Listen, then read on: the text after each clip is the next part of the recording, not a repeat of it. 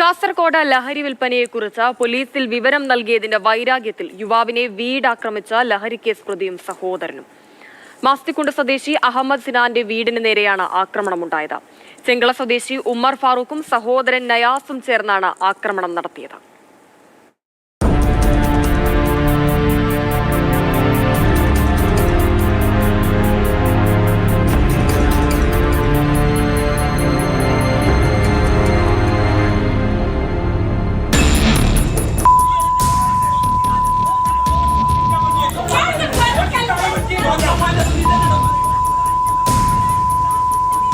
മാസ്തിക്കുണ്ടിൽ പഴയ വീട് കേന്ദ്രീകരിച്ച ലഹരി ഉപയോഗവും വിൽപ്പനയും ഉണ്ടായിരുന്നു.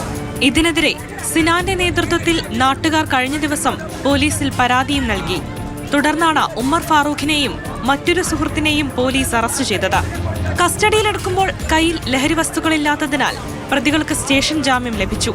പിന്നാലെ സഹോദരൻ നയാസിനെയും കൂട്ടി സിനാനെ തേടിയെത്തി ആക്രമിക്കുകയായിരുന്നു.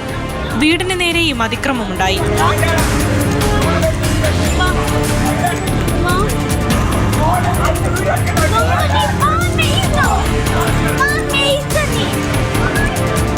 ആക്രമണത്തിൽ സിനാനും മാതാവ് സൽമയ്ക്കും പരിക്കേറ്റു. അങ്ങനെ കുറെ നമുക്ക് വധഭീഷണിയെല്ലാം മുടക്കിയിട്ടുണ്ടായിരുന്നു.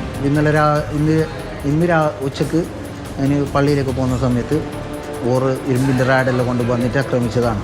തലക്കും ഇടഭാഗത്തും ഒത്ത് കുറേ ഒരു അടിയുണ്ട്. ഇടെല്ലാം കൈക്കെല്ലാം കൊണ്ടിട്ടുണ്ട്. തലക്കെല്ലാം അടിച്ചിരുന്നു. എന്തോ ഭാഗ്യത്തിനാണ് രക്ഷപ്പെട്ടത്.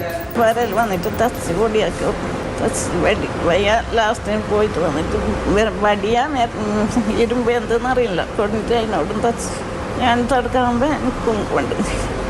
പ്രതികൾക്കെതിരെ ജാമ്യമില്ലാ വകുപ്പ് പ്രകാരം വിദ്യാനഗർ പോലീസ് കേസെടുത്തു.